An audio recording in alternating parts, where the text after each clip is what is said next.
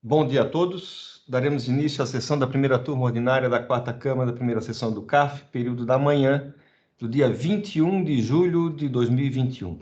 Estão presentes os conselheiros Cláudio Andrade Camerano, Daniel Ribeiro Silva, Carlos André Soares Nogueira, Letícia Domingues Costa Braga, Itamar Arthur Magalhães Alves Ruga, André Severo Chaves, José Roberto Adelino da Silva e Luiz Augusto de Souza Gonçalves. Nós vamos ter nessa parte da manhã uma sustentação oral, o item 30, e um acompanhamento, item 39, todos de relatoria do conselheiro André Severo Chaves. Então, a gente vai começar pelo item 30. Eu pediria o apoio, Janaína, por gentileza. Pode chamar o advogado a ingressar na sala de reunião, por favor? Ok, presidente, faria a convocação. Item 30 da pauta. Doutor Paulo, seu processo será julgado agora. Vou verificar a mensagem enviada no chat. O patrono foi convocado, presidente. Obrigado, Janaína.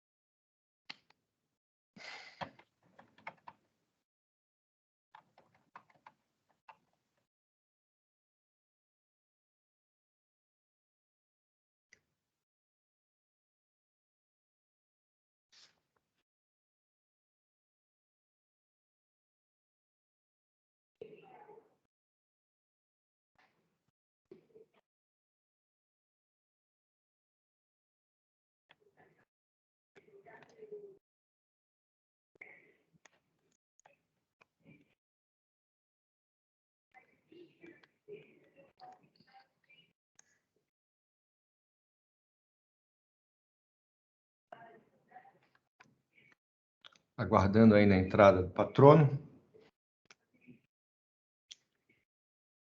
Parece que está conseguindo entrar.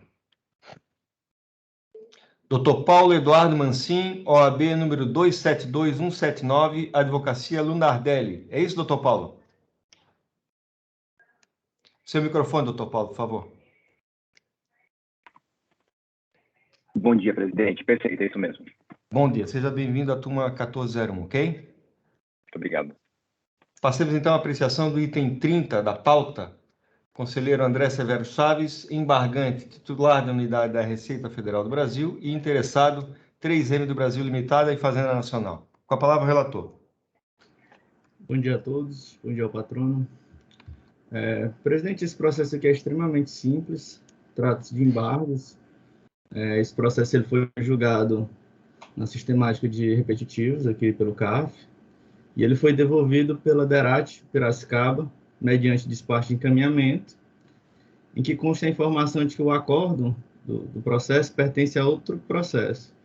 Então, a DERAT pediu a substituição do documento, né, que seria do acórdão. Só que a DIPRO, por meio de um despacho, encaminhou os autos a esta turma para analisar e verificar se este deve ser recepcionado como embargos inominados. E a DIPRO fez um importante esclarecimento. Ela esclareceu que, na verdade, o acórdão está correto, ele refere-se a esse processo, só que, na hora que foi ser formalizado, fora colocado o número do processo de outro processo, né? Então, constou um erro apenas na numeração do processo. Por conseguinte, o presidente dessa turma reconheceu a inexatidão material e o lapsus manifesto, recepcionando o despacho da unidade de origem como embargos inominado, conforme o despacho de admissibilidade, folha 74. É basicamente esse o relatório, presidente. Não sei se o patrono vai querer se manifestar. Doutor Paulo, quer fazer alguma manifestação? Não, eu agradeço, presidente, relator. Eu até peço desculpas pelo inconveniente. Eu pedia para fazer a realização de sustentação oral e quando eu me deparei com o caso, eu vi que era muito simples, mas de qualquer forma eu acompanharia. Então eu agradeço, concordo totalmente, tem um erro mesmo no acórdão e deve ser corrigido. Ok, obrigado, doutor Paulo. Doutor André, seu voto. Bom, eu inicio aqui o voto falando do cabimento dos embargos, né? E no caso dos autos, resta evidente que ocorreu um equívoco na formalização do acórdão, vez que constou o número do processo 10.830.907.968.2012.91, quando, na verdade, deveria constar o 10.830.909.154.2012.91. Trata-se, portanto, de mera inexatidão material que pode ser corrigido pelo presente acórdão de embargos inominados. Então, presidente, eu concluo no sentido de acolher os embargos inominados, sem efeitos infringentes, apenas para reconhecer a inexatidão material do acórdão, alterando-se o número do processo para o que eu já mencionei. Como voto, presidente? Muito bem. Alguém tem alguma dúvida? Podemos passar a votação? Ok, regime de votação. Doutor Camerano. Acompanhe, presidente. Doutor Daniel. Relator, presidente. Doutor Carlos. Acompanha. Doutora Letícia. Acompanhe, presidente. Doutor Itamar. Acompanha. Doutor Adelino. Acompanhe, presidente. Então, temos por unanimidade de votos acolher os embargos nominados sem efeitos infringentes para reconhecer a inexatidão material do acordo número 1401.003.9, alterando-se o número do processo para 10.830.909.154.2012.91. Ok? Doutor Paulo, tudo tranquilo? Tudo ótimo, agradeço, presidente, agradeço o relator, toda a turma. Bom dia, bom trabalho. Até a próxima, doutor Paulo. Até mais. Até a próxima. Bom, item 39, a gente teria tão somente o acompanhamento. Janaína, por gentileza, o patrono está na sala ou não? Sim, presidente, o patrono já está na sala. Já está na sala. Então, por favor, pode chamar o patrono a ingressar na sala, por gentileza? Ok, faria a convocação. Item 39 da pauta, doutor Lucas, sobre o processo será arquivado agora. Vamos verificar a mensagem enviada no fórum. O patrono já foi convocado, presidente. Obrigado, Janaína. Então, nós vamos ter só acompanhamento nesse caso, tá, doutor André?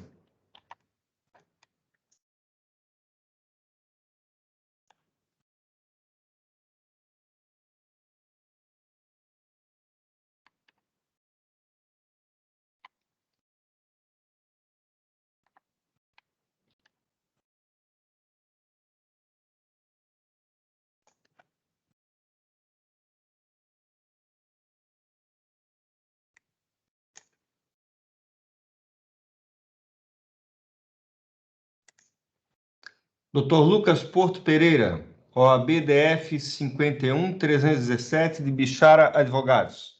Bom dia, doutor. Presidente. Bom dia, presidente. Bom dia, senhores e senhoras conselheiros. Seja bem-vindo novamente à turma 1401. Obrigado. Vamos então ao item 39, conselheiro André, recorrente VCP Exportador e Participações Limitada. Com a palavra, o relator. Bom, presidente, esse processo trata de direito creditório.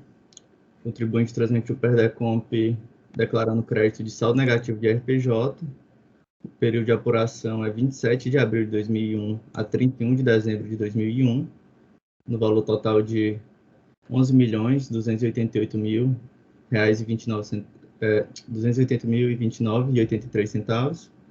A unidade de origem emitiu despacho decisório reconheceu uma parcela do crédito, no valor de R$ 5.708.000, restando em litígio uma parcela de R$ 5.579.507, referente a retenções não confirmadas, conforme imagens a seguir. Então, colacionei o recorte do despacho decisório e o recorte das informações de análise do crédito, que eu reitero aqui a questão da justificativa, que a unidade de origem, na maioria das retenções, ela, na realidade, não confirmou por conta de não confirmar o oferecimento à tributação. Apenas uma fonte pagadora que não foi confirmada. E resignada com o despacho decisório, a interessada apresentou manifestação de inconformidade, que não for acolhida pela DRJ, conforme extrai dos trechos a seguir. Então, a DRJ fala que somente o informe de rendimento não se constitui providência suficiente para o reconhecimento do direito creditório, tendo em vista que as receitas vinculadas ao IR deveriam ter sido oferecidas à tributação. E o contribuinte, na impugnação, na manifestação de inconformidade, basicamente reiterava a ocorrência das retenções. Cientificada a decisão de primeira instância, o contribuinte apresentou recurso voluntário. Em sede de recurso, o contribuinte alega que, pelos comprovantes de rendimentos apresentados, comprovam que o valor do crédito de R-fonte é de 10.940.000 e que estes valores foram repassados pelas instituições financeiras, consta da sua DPJ. Argumenta que, para melhor esclarecimento, faz juntar a cópia do livro-razão. Aduz a omissão da decisão atacada por entender que não foram analisados os documentos apresentados e que houve inovação quanto à argumentação utilizada para impedir a homologação das compensações, o que se configuraria cerceamento ao direito de defesa, e requer a nulidade da decisão. Explana que a referência da decisão ora atacada de que a hora recorrente deveria comprovar, através de apresentação de documentos rábeis e idôneos, que os rendimentos decorrentes das aplicações financeiras foram oferecidos à tributação, apenas demonstra a conduta omissiva das autoridades julgadoras em analisar a íntegra dos presentes autos e que já apresentou todos os documentos hábeis a comprovar o crédito. Reitera que, conforme se infere dos documentos anexados, dentre os quais figuram DIPJs, DAFs, informes de rendimentos, balanços, cópias do livro-razão e planilhas extracontábeis, dentre outros, todos referentes ao exercício e às operações do objeto da presente controvérsia, e que não há qualquer motivo plausível para defender a falta de comprovação do saldo negativo auferido pela recorrente. E, por fim, requer o provimento do recurso ou, subsidiariamente, que seja o julgamento convertido em diligência para minucioso exame da documentação apresentada. O processo foi, então, encaminhado para julgamento nesta turma, em sessão realizada em 19 de setembro de 2019, tendo como resultado a conversão do julgamento em diligência nos termos do voto do relator, conselheiro Eduardo Morgado Rodrigues. Transcreve-se, portanto, os termos da diligência. Então, o conselheiro ele reconhece que a contribuinte faz um novo esforço no recurso, trazendo novos documentos e demonstrativos em sua peça recursal, com as explicações que entende suficientes, além de reapresentar informe de rendimentos da IPJ do período e guia de DAF, traz de forma inédita seu DRE e livro-razão, buscando demonstrar as parcelas que comporiam o montante total que teria sofrido as retenções, que, em breve análise dos esclarecimentos e comprovações, parecem corroborar com as pretensões. Contudo, penso que a DRF de origem possui melhores condições para realizar a verificação de todos os novos documentos, cotejar com seus próprios registros e cálculos e, por fim, opinar quanto a eventual direito creditório. Então, o relator, na oportunidade, converteu o julgamento em diligência para que a autoridade fiscal competente proceda às verificações pertinentes de todo o material probatório apresentado pelo recorrente, podendo intimá-la a apresentar outros documentos e livros contábeis que entender pertinente, e elabore termos circunstanciados esclarecendo quanto à procedência das explicações oferecidas e eventual montante de crédito que possa vir a ser reconhecido. Em cumprimento à decisão supra, a DRF anexou aos autos declarações da contribuinte, bem como expediu o termo de intimação com o seguinte teor. Vou aqui ler o termo de intimação.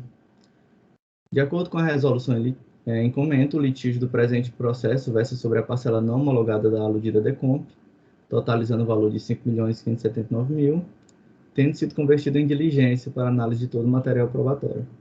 Sendo assim, no exercício das funções de auditor fiscal, fica o interessado acima identificado, intimado a apresentar a documentação solicitada nos itens 1 a 5 seguintes, relativos às inconformidades indicadas nas tabelas 1 e 2.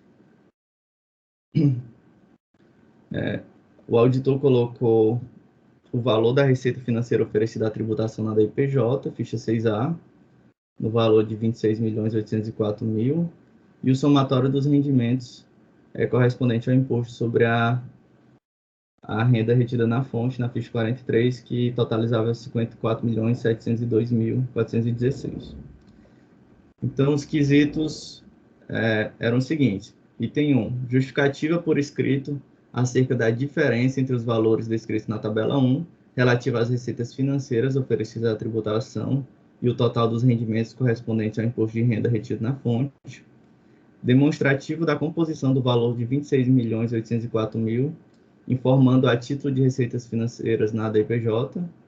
Ficha 6A, devendo ser informado no tocante às aplicações financeiras, os números de CNPJ das fontes pagadoras e os respectivos rendimentos, bem como as demais parcelas referentes aos descontos obtidos, juros recebidos e outras receitas, porventura classificadas como receitas financeiras. Demonstrativo que discrimine o momento do oferecimento à tributação dos rendimentos correspondentes às receitas de aplicações financeiras, que ensejaram as retenções na fonte. Cópia de contas do Razão Analítico, nos quais figuram os registros das receitas financeiras do ano calendário 2001. E 5, justificativa e eventual comprovação para requerimento de IR-fonte recolhido para pessoa jurídica distinta, de acordo com o informe de rendimentos apresentado pelo próprio interessado. Após a concessão de alguns pedidos de prorrogação do prazo para resposta à intimação, a contribuinte apresenta a petição, contendo as seguintes respostas aos questionamentos da unidade de origem. Então, quanto ao item 1, o contribuinte alega que o descasamento dos valores se dá porque a requerente ofereceu a tributação do IRPJ pelo regime de competência, os rendimentos de aplicação financeira, ou seja, independe do resgate, conforme disposto no artigo 397 do RI. Quanto ao item 2, alega que o valor de R$ 26.804.874 é composto dos valores da tabela abaixo, conforme pode ser observado pela DIPJ 2001 e pelo próprio balanço deste ano, e apresenta essa tabela. Quanto ao item 3, a requerente ofereceu a tributação do IRPJ pelo regime de competência e os rendimentos de aplicação financeira, ou seja, independe do resgate. Então, repete o argumento anterior. Quanto ao item 4, o contribuinte alega que, por se tratar de documento muito antigo, ainda não foi possível localizar o livro-razão do período. De qualquer modo, requer-se a juntada do livro diário, documento esse igual ou de maior relevância que o livro-razão, já que esse segundo totaliza os lançamentos efetuados no primeiro. Além disso, o livro diário é o documento que é registrado no órgão competente. E quanto ao item 5, a fonte pagadora se equivocou no preenchimento do beneficiário e indicou empresa do mesmo grupo econômico. Isso aqui é referente àquela retenção que não havia sido confirmada. Em seguida, a unidade de origem elaborou um relatório conclusivo da diligência, cujo teor será apreciado adiante no voto. Passando aqui para o voto, presidente, conheço do recurso, Inicialmente, quanto à preliminar de nulidade, penso que não assiste razão ao contribuinte. Como já adiantado pelo antigo relator do processo na resolução, a DRJ analisou a documentação apresentada e a considerou insuficiente para a comprovação do crédito. Além disso, os fundamentos que justificaram o indeferimento do crédito atacam um pressuposto para aproveitamento do IRF, qual seja o oferecimento à tributação das receitas, que inclusive foi o motivo do indeferimento no despacho decisório. Não houve, portanto, qualquer inovação quanto à argumentação utilizada para indeferir o crédito, mas apenas a análise dos requisitos de liquidez e certeza das parcelas remanescentes. Então, entendo que a decisão fora devidamente fundamentada e ateve-se a análise do crédito em litígio, não havendo qualquer preterição ao direito de defesa, e concluo por rejeitar a preliminar de nulidade suscitada. Quanto ao mérito, como relatado, o presente processo está retornando de uma diligência, a qual a unidade de origem analisou as informações solicitadas e a documentação apresentada pelo contribuinte e emitiu o seguinte relatório de diligência fiscal, ao qual transcrevo os principais trechos. E aqui eu vou pedir licença para ler o relatório de diligência, porque ele detalha bem a questão do crédito. Então, a autoridade fiscal fala aqui do recurso voluntário apresentado, cumprido destacar que sua argumentação em síntese baseia-se na responsabilidade por parte das instituições financeiras pelo recolhimento do IRF e pela prestação de informações relativas aos rendimentos, além de repetir, relativamente ao objeto em litígio, que os valores do imposto de renda retido na fonte correspondem a R$ 10.940.000 e constam dos comprovantes emitidos pelas instituições financeiras. A folha 258 encontra-se uma página de DRE, onde é possível identificar o registro do IRPJ, objeto da estimativa compensada e confirmada, de R$ 347.547,64, e do IR-fonte no valor de R$ 10.940.000. Na folha seguinte, observa-se uma planilha da conta número 113-3105, em que se localizam as informações relativas aos valores de IR-fonte e da receita correspondente, de 54.702.000. E nas folhas subsequentes, encontram-se as partes do livro Razão, com a contabilização do IR, do Imposto de Renda retido na fonte, que totalizou 10.940.000. Da documentação apresentada, o que se observa é a contabilização do IR-fonte. No que tange aos rendimentos, verifique-se que a planilha discrimina os rendimentos correspondentes ao IR-fonte, utilizado para a composição do saldo negativo pleiteado, mas não comprova que seus valores foram considerados para a apuração do lucro real. O tópico dos valores reconhecidos no despacho decisório objeto do litígio. A exceção do imposto de renda retido na fonte 463.664, que será comentada adiante, a informação da retenção e do rendimento em DIF nunca foi o motivo do indeferimento. O que ficou consignado desde a homologação parcial da DECOMP foi que o motivo do deferimento parcial reside na confirmação parcial do oferecimento à tributação dos rendimentos. As folhas 366 a 375 encontram todas as informações prestadas pelas instituições financeiras relativas às retenções do imposto de renda retido na fonte para o contribuinte para o ano calendário 2001. A folha 376 consta o somatório do imposto de renda retido na fonte e dos rendimentos correspondentes. Entretanto, na DIPJ, o valor de receitas financeiras, considerado para a apuração do lucro real, foi de apenas 26.804.000, conforme ficha 6A. Dividindo-se o total de receitas financeiras oferecidas à tributação pelo total dos rendimentos comprovados em DIF, encontra-se a fração que corresponde à proporção passiva de reconhecimento do direito creditório, na análise das parcelas de crédito do despacho decisório. Sendo assim, o direito creditório foi compatível com os valores da tabela abaixo. Relativamente ao imposto de renda retido na fonte de 463.000, cujo valor foi inteiramente indeferido no despacho decisório, cumpre comentar que o mesmo foi retido para o CNPJ 60.643.228, 1.000 contra 21, conforme o próprio informe de rendimentos apresentado pelo reclamante, e a consulta aos sistemas da Receita Federal. Trata-se de pessoa jurídica sucessora da reclamante, entretanto, a operação de sucessão ocorreu em 28 de 4 de 2006, data posterior ao exercício de ano calendário do PERDECOMP em exame. Da intimação em diligência. Com vistas à realização conclusiva da diligência, foi elaborada a intimação para esclarecimentos, demonstrações e comprovações quanto ao efetivo oferecimento da tributação dos rendimentos, além de justificativa e comprovação para IRRF recolhido para outro CNPJ. A ciência se deu em 29 de julho de 2020 e a resposta foi aguardada até 30 de outubro de 2020. Na resposta, em síntese, consta a argumentação de que a requerente oferecer os rendimentos à tributação pelo regime de competência, independentemente do resgate, contudo, a argumentação não foi acompanhada de demonstrativo, tampouco de comprovação do oferecimento à tributação, correspondente ao valor que excede 26.804.874, em outro período ou exercício. O referido valor da receita financeira constante da DIPJ já foi considerado no reconhecimento do direito creditório.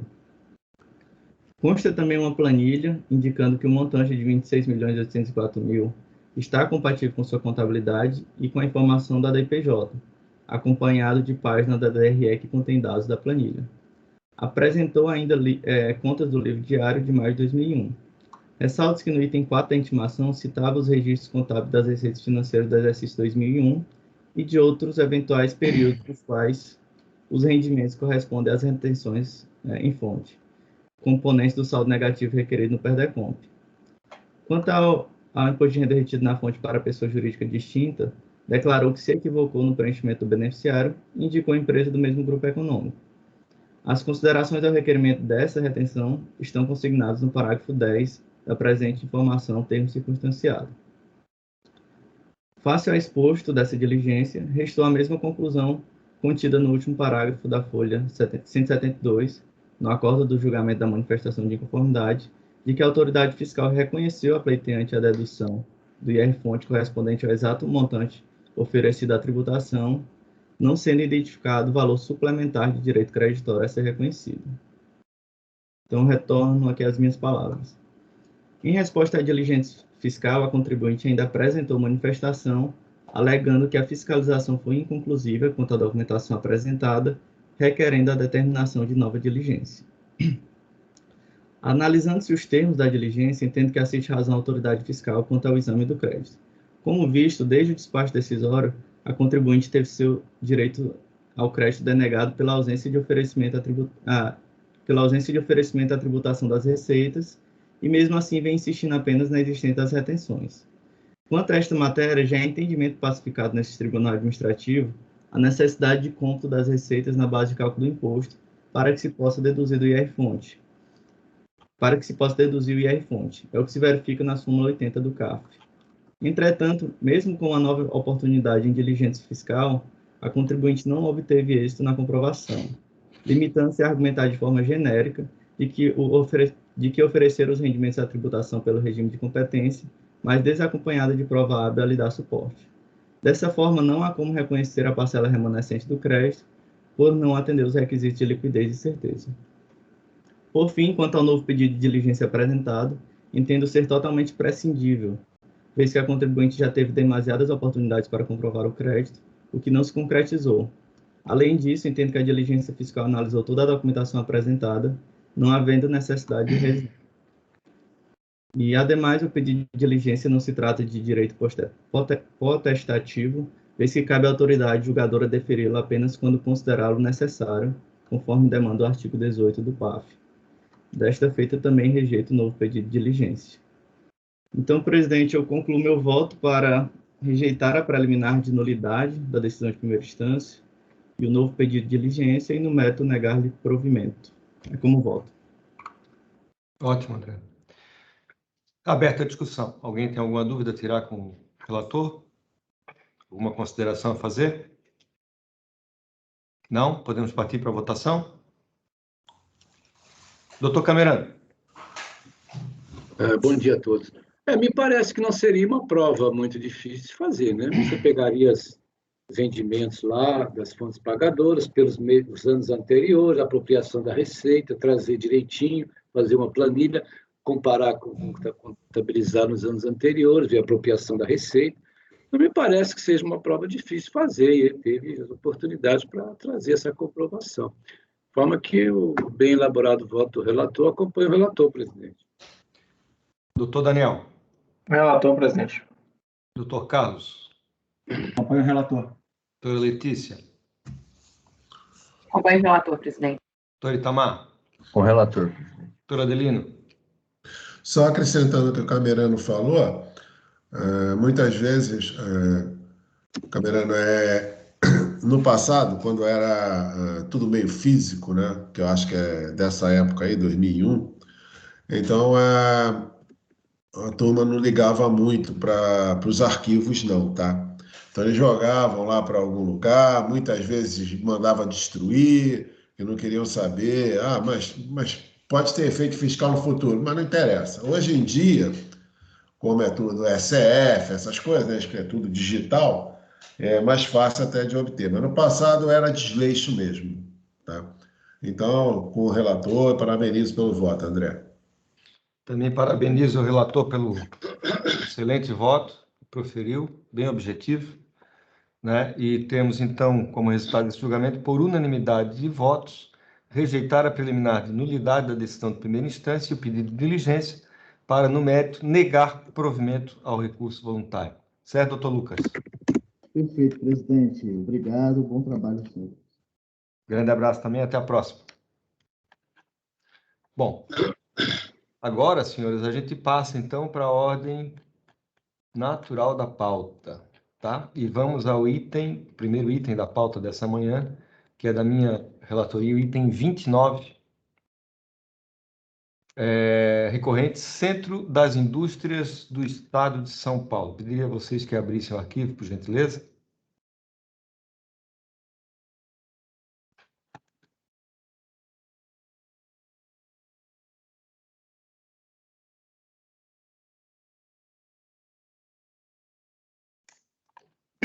Bom, Esse processo é um processo bastante simples.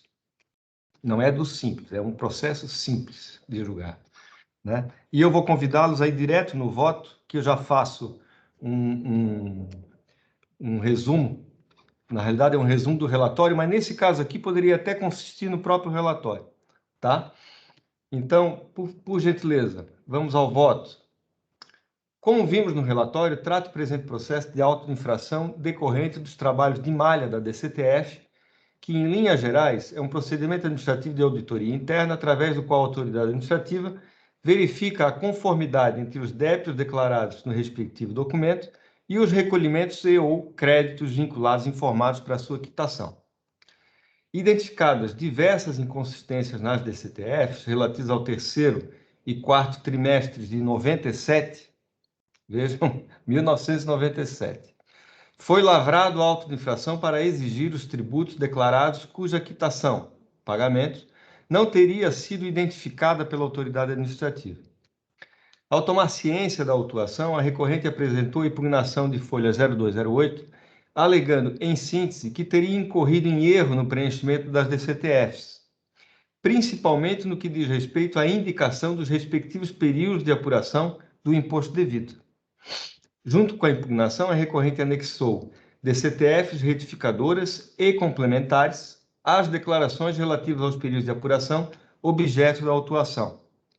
Então, vejam que essas DCTFs retificadoras e complementares foram apresentados juntamente com a impugnação, tá?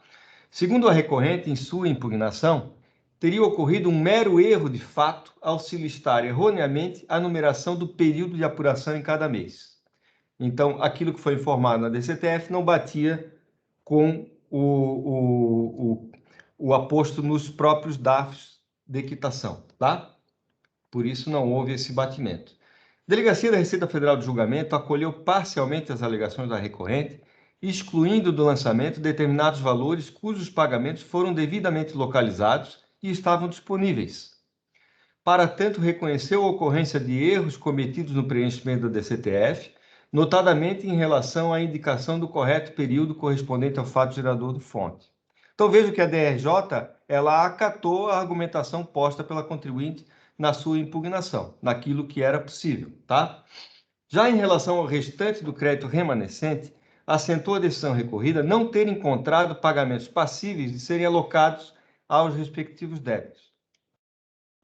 Também foi exonerada a multa de ofício aplicada no percentual de 75%, fundamentada no artigo 44, inciso 1º da Lei 9.430/96, haja vista a aplicação retroativa do exposto no artigo 18 da Lei nº 10.833, com a redação dada pelo artigo 25 da Lei nº 11.051 de 2004. Não se conformando com a decisão proferida pela DRJ, a recorrente apresentou o recurso voluntário, através do qual argumenta ter incorrido em novo erro ao preencher a DCTF complementar, pois teria preenchido o documento com os valores totais dos débitos. Segundo suas palavras, ao invés de informar os valores a serem acrescidos, lançou novamente os valores totais. Assim, alega que a DCTF complementar teria ocasionado uma duplicidade dos débitos e, por consequência, os DARFs recolhidos no período teriam sido insuficientes para quitar os valores informados. A recorrente inovou em seu recurso voluntário, apresentando uma linha argumentativa que não foi oferecida à apreciação da autoridade julgadora ACOR. Isso porque, na impugnação, arguiu ter incorrido em erro no preenchimento tão somente da DCTF original. Tanto é, assim, que juntou ao seu recurso a DCTF retificadora acompanhada de DCTF complementar. E justificou o erro cometido na DCTF original tão somente na indicação dos períodos a que se refeririam os tributos declarados. Já no recurso voluntário, alega que errou também no preenchimento da própria DCTF complementar. Tal assertiva não deve ser conhecida, haja vista tratar-se de inovação de tese jurídica não suscitada quando da apresentação da impugnação. Assim, em relação a tal matéria, aplica-se os artigos 14, 15 e 17 do Decreto 70.235, 72, pois considera-se não impugnada a matéria que não tenha sido expressamente contestada. A par do disposto nos precitados artigos do Decreto nº 70.235, o conhecimento dessa matéria implicaria a supressão de instância. Portanto, pelos argumentos expostos, entendo que as razões de mérito alegadas pela contribuinte não devem ser conhecidas, posto que precluso tais questionamentos em razão de não terem sido expressamente suscitados na fase inaugural da lite. Artigo 17 do PAF. Sempre vai restar a ela, né, junto à unidade administrativa, se isso efetivamente ocorreu, tá?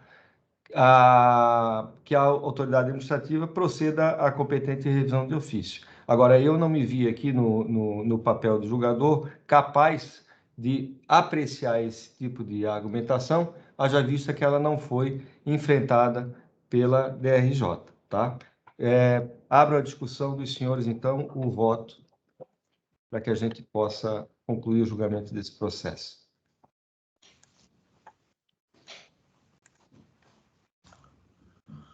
Alguma dúvida, senhores? Podemos passar a votação? Doutor Carlos, diga. Presidente, eu só fiquei com uma dúvida, porque eu, sinceramente, não colocaria isso como uma inovação na argumentação. Porque, veja, o lançamento foi feito em cima da DCTF original. Ele está tentando demonstrar o erro na DCTF original, que é em cima do qual foi feito o lançamento. Ao apresentar a DCTF complementar, ele está tentando demonstrar esse erro na DCTF original. Quando ele diz eu errei na DCTF complementar, o que ele está dizendo é a forma como eu tentei comprovar o erro na DCTF original foi ineficaz. E eu estou tentando agora corrigir isso, para demonstrar o erro na primeira.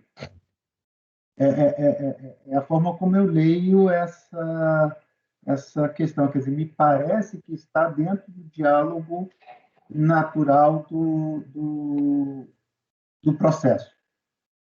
Né? Na realidade... A questão é se ele trouxe elementos, porque não basta refazer a DCTF, né? É se ele trouxe elementos para demonstrar isso, porque se não tiver trazido, aí é a questão de negar provimento no mérito. Né? Eu, na realidade, não entendi como uma apresentação da DCTF complementar como uma forma de demonstrar o erro, entendeu? Na realidade, a apresentação da DCTF complementar era a medida hábil, tá? E até obrigatória por parte da contribuinte para corrigir aquele erro que ela cometeu na DCTF original, entendeu? Eu estou considerando como uma inovação porque, assim, ó, essa DCTF complementar e a DCTF retificadora, elas foram entregues antes... Ficou mudo, presidente. Oi? Não, tinha ficado mudo. É porque deve estar picotando por conta do sinal. Então, ele apresentou essa DCTF complementar e essa DCTF retificadora anteriormente à impugnação, né? E trouxe, olha, agora está tudo certo, entende? Porque era uma obrigação dele fazer essa complementação, né? Aí ele vem e diz no recurso voluntário, olha, errei de novo, entendeu? Errei de novo. Esse tipo de coisa, a própria a DRJ já poderia ter resolvido. Não passou por ela a apreciação desse novo erro, entendeu? Eu entendi assim, não como uma forma de demonstrar, mas sim como uma obrigação que ele tinha, tá, de fazer essa complementação na própria DCTF. Só que ele usou o instrumento de forma errônea, tá, e não notou esse erro quando apresentou a impugnação. Né? Com toda a vênia, esse foi meu entendimento para considerar como uma inovação, entendeu? Esse argumento não foi analisado pela DRJ. Por isso que não estou conhecendo desse argumento. Mas ficou aberto a discussão. Até onde eu olhei... Por isso que eu coloquei, viu, o Carlos? Só, desculpa, Daniel, desculpa interromper. Por isso que eu coloquei que esse tipo de erro, se efetivamente ele ocorreu, a autoridade administrativa ela pode muito bem, né, corrigir através da revisão de ofício. Não haveria problema nenhum. Agora, processualmente falando, eu fiquei meio que amarrado. Tá? Diga, Daniel.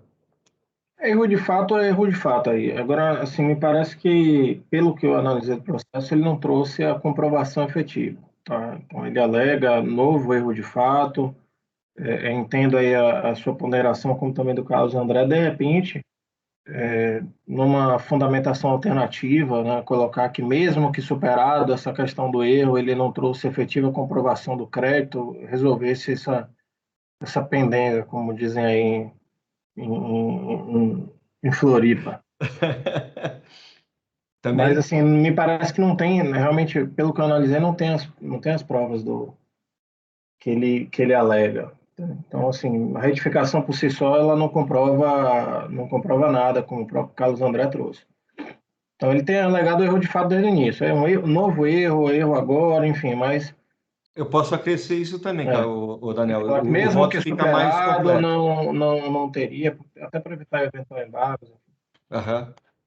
Com certeza, eu posso perfeitamente acrescer isso aí, sem problema nenhum. Mais alguém? Podemos passar a votação, então? Doutor Camerano.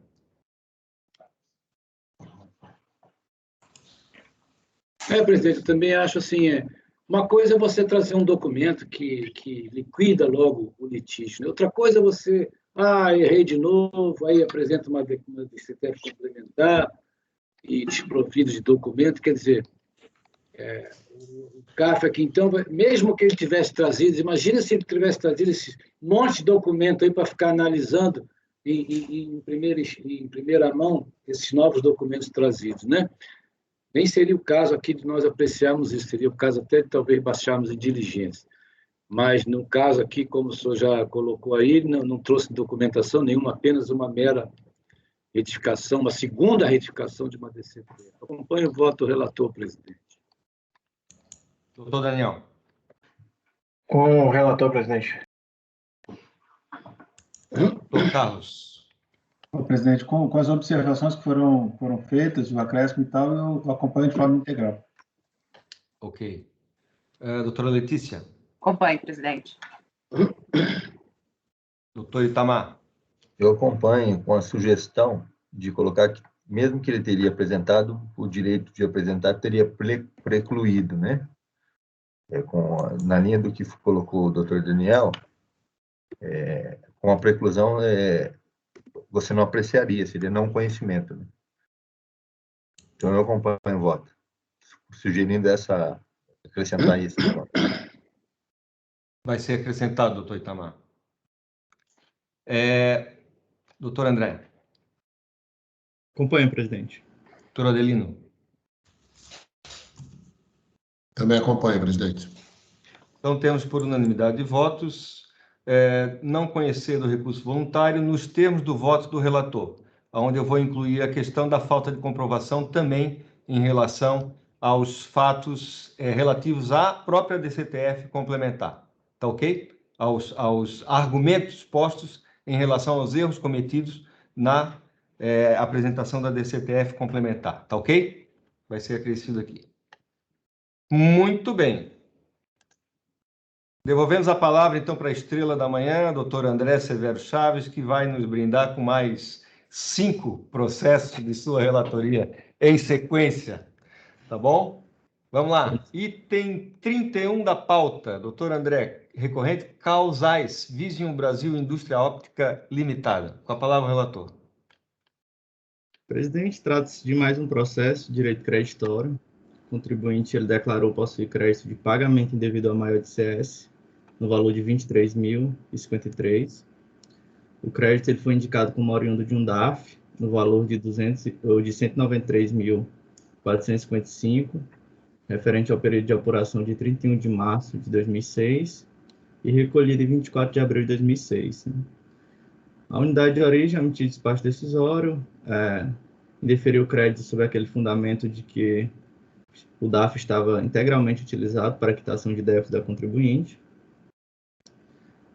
Resignado com o despacho decisório, a interessada apresentou manifestação de conformidade, na qual alega em síntese que cometeu um equívoco no preenchimento da DCTF, mas que retificou após o despacho decisório, e que a DIPJ comprova o crédito. Ao julgar o caso, a DRJ destacou que a DIPJ não configura confissão de dívida e que a DCTF retificada após o despacho decisório não produz efeitos quanto à existência do crédito, mantendo a não homologação. O contribuinte apresentou recurso voluntário, basicamente repisando os mesmos argumentos da manifestação de inconformidade e reiterando que comprovou a existência do erro material que ensejou a não homologação do crédito. O processo foi então encaminhado para a segunda turma especial do CAF, em sessão realizada em 28 de outubro de 2013, tendo como resultado a conversão do julgamento em diligência, nos termos do voto do relator, conselheiro Nelson Quichel. Eu vou aqui dar uma resumida nos termos conclusivos da resolução. Basicamente, na oportunidade, o conselheiro relator entendeu que o crédito ele foi indeferido pelo mero cruzamento das declarações, mas que não foi oportunizado em nenhum momento ao contribuinte comprovar e nem foi intimado também de quais documentos seriam necessários para a comprovação do crédito. Então, o relator entendeu que a instrução processual dos autos estava incompleta, não permitindo a formação da convicção. E para afastar eventual prejuízo à defesa, converter o julgamento em diligência, para que a unidade de origem, à luz da escrituração contábil da contribuinte, apure se houve erro material do preenchimento da DCTF quanto ao valor do débito de CS da estimativa de março de 2006, se houve adimplemento a maior ou indevido da CS estimativa mensal, e se o valor foi levado ou não para a declaração do ajuste desse ano calendário, e se o crédito pleiteado está disponível para efetuar a compensação objeto dos autos. Em cumprimento à decisão supra, a DRF expediu o termo de intimação conforme o seguinte teor, basicamente solicitando toda a documentação contábil fiscal da contribuinte para comprovar o crédito desse período de apuração. Em resposta à intimação, a contribuinte anexou aos autos os documentos de folha 129 a 528, que foram avaliados pela unidade de origem, por meio do relatório de diligência fiscal que será avaliado adiante no voto. É o relatório, presidente. Então, conheço do recurso. Como relatado, o presente processo está retornando de uma diligência fiscal, ao qual a unidade de origem analisou as informações solicitadas e a documentação apresentada pelo contribuinte e emitiu o seguinte relatório de diligência fiscal, ao qual transcrevo os principais trechos conclusivos. Então, quanto ao quesito A da resolução, a autoridade fiscal mencionou que, em análise aos documentos apresentados pela contribuinte, pode-se dizer que, aparentemente, não houve erro material no preenchimento da DCTF, na medida em que os documentos apresentados não nos permitem aferir que a contribuinte tenha, de fato, apurado e contabilizado suas estimativas mensais nos valores e períodos por ele sustentados, posto que nos lançamentos contábeis apresentados não constam os valores das estimativas mês a mês. Ressalta-se ainda que, posteriormente à resposta da intimação, a contribuinte foi contatada por telefone, sendo solicitados os documentos contábeis que embasassem tais lançamentos, sendo que os documentos apresentados não identificam lançamentos de provisão de RPJ e CS mês a mês, não contemplando dessa forma o que foi solicitado referente à estimativa de CS de março de 2006, o que não serviu para aferir o que foi por ela alegado. Quanto ao quesito B, o contribuinte anexou tabela em que lista a forma de quitação das estimativas para efeito de verificação e batimento dos valores informados. Foi procedida a tabela a seguir. Relativamente às compensações realizadas, foi verificado que nas quitações das estimativas referente aos meses de fevereiro, setembro e novembro, a contribuinte não listou duas da ADECOMP em sua tabela. A ADECOMP 35068, que foi homologada parcialmente, mas o crédito reconhecido e foi suficiente à quitação dos débitos compensados. E a DECOMP 42719, que foi homologada totalmente. Nos meses de novembro e dezembro, algumas DECOMP foram homologadas parcialmente ou não foram homologadas como a seguir. Como já dito, o contribuinte realmente considerou na apuração anual o valor das estimativas mensais informadas em DPJ, que é inferior ao montante declarado em DCTF. Dessa forma, considerou o valor a menor no recolhimento de março, não tendo sido computado na apuração anual a diferença requerida em DECOMP. Nos meses de janeiro, fevereiro e abril, também considerou o valor informado na DIPJ. Nesses meses, no entanto, o valor da DIPJ é superior ao da DCTF, sendo que é efetivamente recolhido aquele declarado na DCTF. No entanto, na tabela juntada pelo contribuinte, foram listadas compensações com a finalidade de quitar as diferenças declaradas a menor em DCTF nos estados meses. Não obstante, algumas DECOMP não foram homologadas em contas sem grau de recurso e informam o crédito deste processo sob diligência como a seguir. Na apuração anual, o contribuinte deduziu da linha 52 da ficha 17 da DIPJ, relativa às estimativas pagas, o montante de R$ 1.635.677, ou seja, o montante formado considerando os valores estimativos informados na DIPJ. As informações constam como a seguir disposto. É possível identificar que o contribuinte considerou na apuração anual o valor das estimativas mensais informadas em DIPJ. Vou aqui passar um pouco para frente. Assim, verifica-se que as estimativas efetivamente pagas foram consideradas na composição do saldo negativo de CS, requerida através do processo acima mencionado, e que na citada composição não foi considerada a diferença por este processo relativamente a suposto recolhimento maior no valor de R$ 23.053. Antes de todo exposto, em relação ao quesito C, onde é questionado se o montante requerido pela contribuinte encontra-se disponível para efetuar a compensação, temos que, fazendo uma análise restrita ao período de apuração de março, se for considerado somente a estimativa e aceitando o erro material alegado pelo contribuinte, e tendo esse valor sido quitado através de pagamento, restaria o valor de R$ 23.053,31. Ressalta-se, no entanto, que, conforme já dito em resposta ao quesito A, não foram apresentados documentos contábeis com lançamentos mensais das estimativas que nos permitem aferir se houve erro material alegado no preenchimento da DCTF.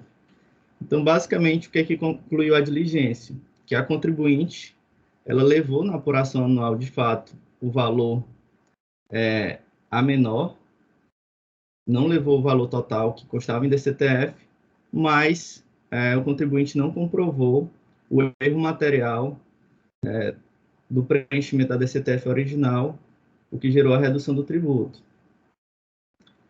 Então, retorno às minhas palavras. Em resposta à diligência fiscal, a contribuinte ainda apresentou manifestação, alegando que, apesar do relatório reafirmar a inexistência de comprovação do erro de preenchimento da DCTF, reconhece a disponibilidade do crédito e reitera o pedido de homologação da DECOMP. Pois bem, analisando-se o relatório de informação fiscal, verifique-se que a autoridade fiscal realizou uma minuciosa análise da situação que envolve o crédito em litígio, cumprindo integralmente os termos da diligência. No caso em exame, entendo que, apesar do relatório fiscal ter confirmado que a contribuinte não utilizou a parcela do crédito de pagamento indevido a maior da apuração do IRPJ, tal fato por si só não é suficiente para a legitimidade do indébito. Entendo aplicável o racional do parágrafo 1º do artigo 147, que estabelece a necessidade de comprovação do erro quando da retificação de declaração que vise reduzir ou excluir tributo. Transcrevo o dispositivo legal. Como visto, a contribuinte não obteve êxito em comprovar na diligência fiscal o erro material no preenchimento da DCTF, na medida que os documentos apresentados não permitiram aferir a contabilização das estimativas mensais nos valores e períodos sustentados, vez que os lançamentos contábeis anexados não constam os valores das estimativas mês a mês. Assim sendo, não tendo a contribuinte apresentado elementos hábeis a comprovar o erro da declaração original que ocasionou o pagamento indevido, não há como conceber o crédito vindicado. Trago aí jurisprudência aqui do CAF e concluo por negar provimento ao recurso voluntário. É como voto, presidente. Está aberto para o debate. Alguém tem alguma dúvida? Podemos passar a votação? Doutor Camerano. Acompanho o voto do relator, presidente. Doutor Daniel. Presidente, eu vou acompanhar só uma observação, a diligência de 2013, a gente está julgando agora em 2021 e basicamente a diligência mandou o contribuinte provar tudo que alegava e, infelizmente, como já era esperado, não tinha nada para provar até então. Então, a demora apenas por conta de uma diligência, mas acompanho o relator. Doutor Carlos André. Acompanho o relator. Doutora Letícia. Acompanho o relator, presidente. Doutor Itamar. Acompanho o relator. Doutor Adelino. Concordo com o Daniel. Absurdo isso, mas com o relator. Tem coisa pior por aí, viu? Bem pior.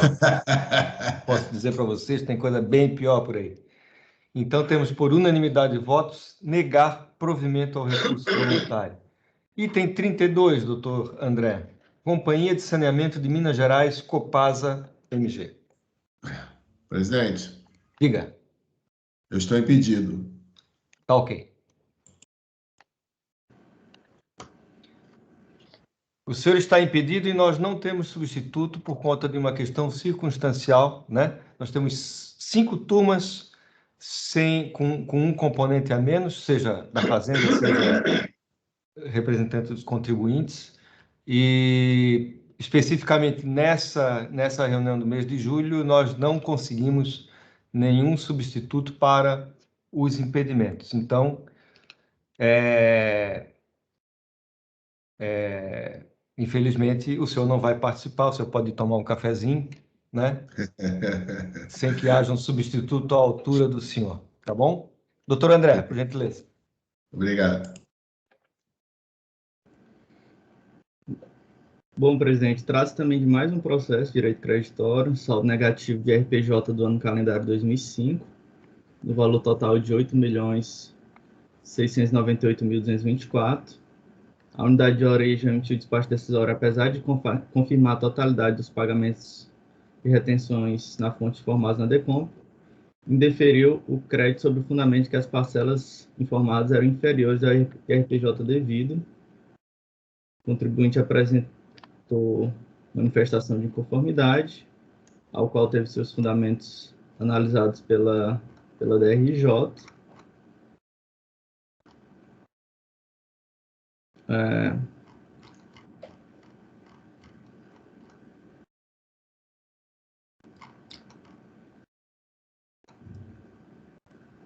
Eu vou ler aqui a transcrição do voto da DRJ.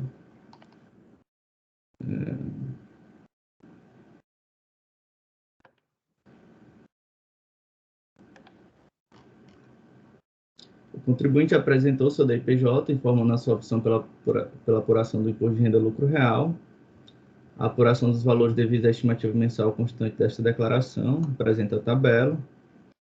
O contribuinte formou na DIPJ a apuração dos valores de estimativa mensal através do levantamento de balanço, balanceio de suspensão no período de janeiro a dezembro, e formou ainda que parte do valor apurado foi extinto pelo IR-fonte, no valor de 415 mil, e pelo IR retido por órgãos públicos. Apurou ainda o valor de IR estimativo mensal a pagar no valor de 57 milhões, informou nas DCTFs a extinção dessa estimativa, verificando os dados informados pelo contribuinte nas DCTFs, e aí a DRJ faz essa tabela com o valor que foi informado em DIPJ, o valor em DCTF e o valor dos pagamentos, compensações, enfim. E aí o que resta não confirmado pela DRJ é parte da estimativa de março de 2004, referente a uma compensação que foi realizada e que foi parcialmente homologada. Como a gente vê na tabela, as estimativas de janeiro e fevereiro foram compensadas também, mas integralmente homologadas, e o restante das competências, os pagamentos foram integralmente confirmados. Então, ficou em aberto essa parte de 5 milhões e 11.699 referente à estimativa não homologada de março de 2004. Então, para dar uma resumida, essa é uma das controvérsias e a outra é parte de retenção de órgãos públicos. Se a gente for mais à frente, na recomposição do imposto de renda, tem uma tabela que demonstra que foi informado na DPJ 95.968,97 de retenção de órgãos públicos, mas que só foi confirmado pela DRJ 38.082,57. Então, são essas duas controvérsias do presente processo. Vou dar uma resumida. Cientificado da decisão de primeira instância, o contribuinte apresentou recurso voluntário. O processo foi então encaminhado para julgamento nesta turma, em sessão realizada em março de 2013, tendo como resultado a conversão do julgamento em diligência nos termos da relatora a conselheira Karen Jureidini Dias, né? Então, a relatora, o contribuinte, ele apresenta alguns argumentos de que parte dessas... porque o que é que acontece? Essa estimativa de março de 2005, ela foi compensada com saldo negativo do ano calendário 2004. E aí o contribuinte ele passa a defender a existência do saldo negativo do ano calendário 2004, que no ano calendário 2004 não havia sido comprovado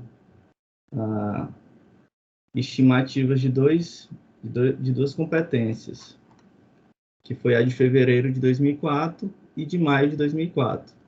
Então, o contribuinte ele passa a defender a existência da quitação dessas estimativas para compor o saldo negativo de 2004, fala que aderiu ao refis, enfim.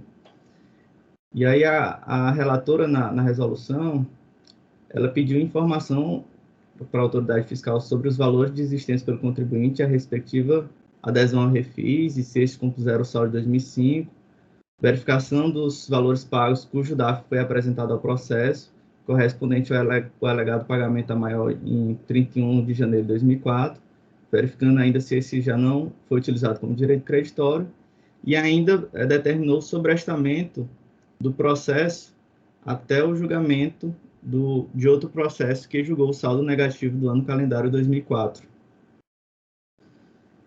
Então, em cumprimento à decisão supra, a unidade de origem apresentou o relatório de diligência fiscal, e já tratando sobre a composição do saldo negativo de 2004, ela fala que, com relação à estimativa de fevereiro de 2004, como consta do processo de final 2003-91, em seu despacho decisório, o pedido da DECOMP foi considerado não formulado por se tratar de crédito de decisão judicial não transitada em julgado, conforme tela pensa esta diligência. A Copasa desistiu da ação, parcelou a dívida, que, consoante extrato do encerramento do parcelamento, encontra-se quitada. Em maio de 2004, a contribuinte tentou retificar a DECOMP, onde consta débito de estimativa não devida referente ao período de apuração de março de 2005, quando deveria ter pedido o cancelamento do documento. Com a retificadora, pretendeu quitar a estimativa de RPJ, referente ao período de maio de 2004, no valor de R$ 1.333.769,46. Por ser o valor maior que aquele da declaração original, a análise automática do SCC emitiu o despacho decisório de não admissão da DECOMP. Naquela época, a empresa poderia ter transmitido declaração quitando a estimativa com o restante do crédito de pagamento devido utilizado na DECOMP, uma vez que subsídio saldo de crédito no valor de R$ 1.276.000, concernente ao pagamento analisado, registrado em tela do CIEF. Em resposta à intimação, a contribuinte, no que se refere à estimativa de fevereiro de 2004, reitera a conclusão do relatório de diligência de que quitou integralmente por meio de parcelamento, e já sobre a estimativa de maio de 2004, alega que tentou retificar a DECOMP, que posteriormente a empresa apresentou outra DECOMP retificadora, que não foi admitida por haver majoração do débito informado na original. Em virtude da não admissão desta DECOMP, a empresa realizou o pagamento da estimativa mensal de maio de 2004, em 17 de abril de 2009, mediante DARF. Complementa que, como mencionado no recurso, houve quitação em duplicidade da estimativa de maio de 2004, sendo a primeira por meio de DECOMP não admitida, em razão da Receita Federal privilegiar a forma sobre a essência, e a segunda foi realizada por meio do pagamento de DARF.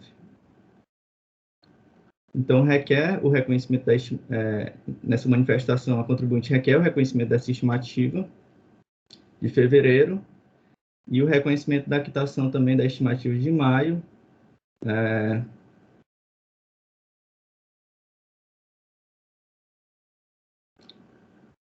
que entendeu que foi feito em duplicidade.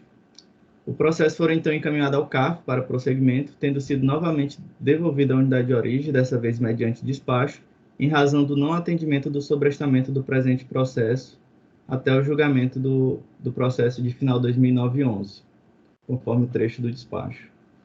Em seguida, o processo, em comento fora julgado, tendo sido anexado aos autos o acórdão de recurso voluntário. Por fim, observa-se que não fora protocolizado qualquer outro recurso administrativo, tendo sido este processo encaminhado para a unidade de origem, conforme observa-se no extrato acompanhamento processual do sítio eletrônico do CARF. É o relatório. Presidente, então, eu inicialmente conheço do recurso voluntário, né?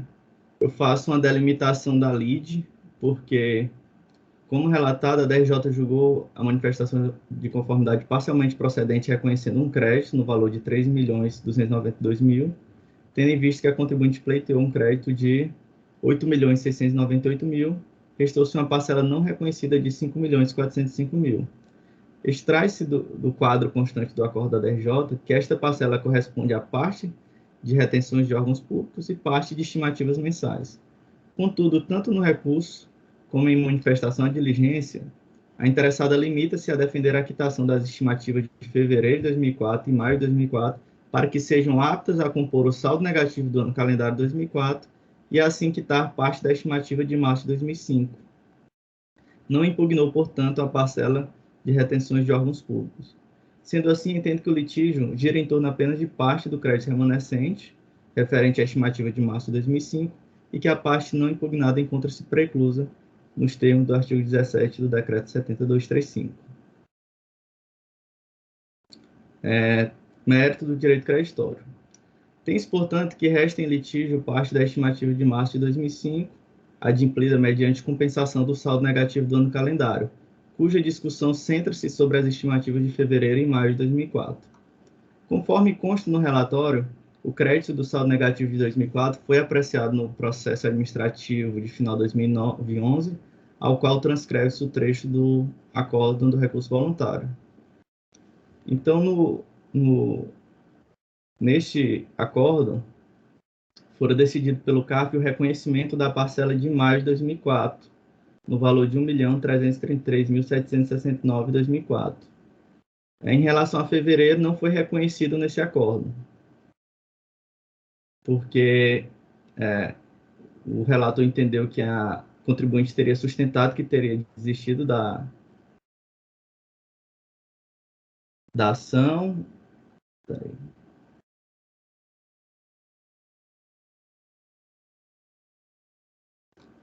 Eu vou ler aqui o trecho do acordo, que é bem curto, que sintetiza. A decisão recorrida faz minuciosa análise dos fatos sob exame e reconheceu parcialmente o direito creditório requerido. Na composição do saldo negativo de RPJ, não acatou parte das estimativas correspondentes aos meses de fevereiro e maio, conforme exposto no relatório.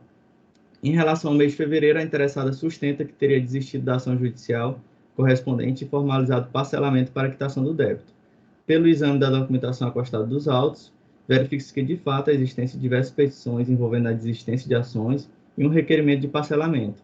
Entretanto, no anexo 1 ao requerimento, onde estão relacionados os débitos parcelados, não consta a indicação da estimativa de fevereiro de 2004, no valor de R$ 3.756.643.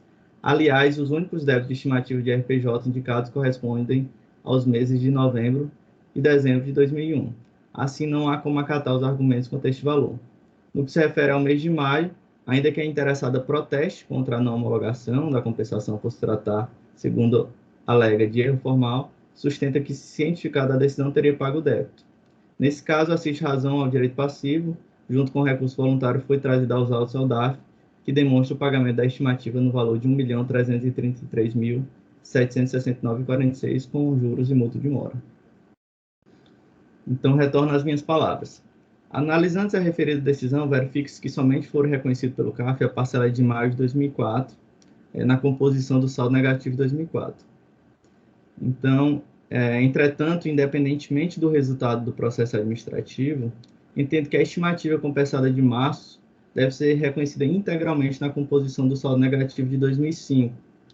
Isto porque a matéria acaba por desaguar na tese consolidada por esta turma quanto à prescindibilidade da homologação da estimativa compensada por meio de decompro, no caso é de março de 2005, para fins de composição do saldo negativo. Isto porque, caso não seja homologada ou homologada parcialmente, o fisco poderá realizar a cobrança do valor não reconhecido acrescido de juros e encargos legais no próprio processo da decompro, em que o débito da estimativa fora declarado com efeito de construção de dívida. Assim, a não homologação da DECOMP não macula o direito não macula o crédito relativo ao saldo negativo apurado ao final do ano calendário, pois o crédito tributário dessa estimativa fora definitivamente constituído e será objeto de cobrança em processo administrativo próprio, conforme corroborado pelo parecer normativo 2 de 2018.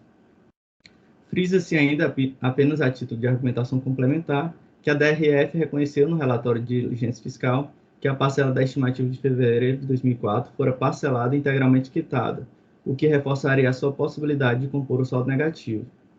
Contudo, como esta parcela de estimativa não fora reconhecida no processo 2009-11, tais pagamentos provavelmente serão deduzidos do valor cobrado pela não homologação. Pelo exposto, entendo por reconhecer uma parcela adicional do crédito referente à estimativa compensada de março de 2005, com saldo negativo do ano calendário de 2004 no valor de R$ 5.343.815,80. Então, presidente, eu concluo meu voto no sentido de dar parcial provimento para reconhecer um crédito adicional referente a essa estimativa de março de 2005, que não havia sido homologada. É como voto, presidente. Muito bem, doutor André. Alguma dúvida, senhores? Podemos passar à votação? Acho que é uma matéria de conhecimento já de longa data dessa turma. Acho que não tem muito... Presidente, eu acabei resumindo porque a discussão desse processo meio que ficou no crédito do saldo negativo de 2004, e isso, conforme essa nossa tese, acaba que meio que é irrelevante, né? Então... Não, tranquilo, mas está bem detalhado, está bem esmiuçado, acho que está muito bem posto aqui. Doutor Camerano. Bom voto, parabenizo o relator, acompanho o relator, presidente. Doutor Daniel. Relator, presidente. Doutor Carlos. Também acompanho o relator. Doutora Letícia. Acompanho o relator, presidente. Doutor Itamar. Acompanho o relator. Também acompanho o relator. Temos, então, por unanimidade de votos, dar parcial provimento ao recurso para reconhecer um crédito adicional de R$ 5.347.815,80, relativo ao saldo negativo de RPJ do ano calendário de 2005 e homologar as compensações realizadas até o limite do valor disponível. Declarou-se impedido de julgar o processo o conselheiro José Roberto Adelino da Silva. Passemos, então, ao item 33, conselheiro André, recorrente OPN, Organização Profissional do Nordeste Limitada. Presidente, será que a gente consegue um intervalo de 5 minutos só para beber uma água? Tá ok. Apoio, por gentileza, pode parar a gravação?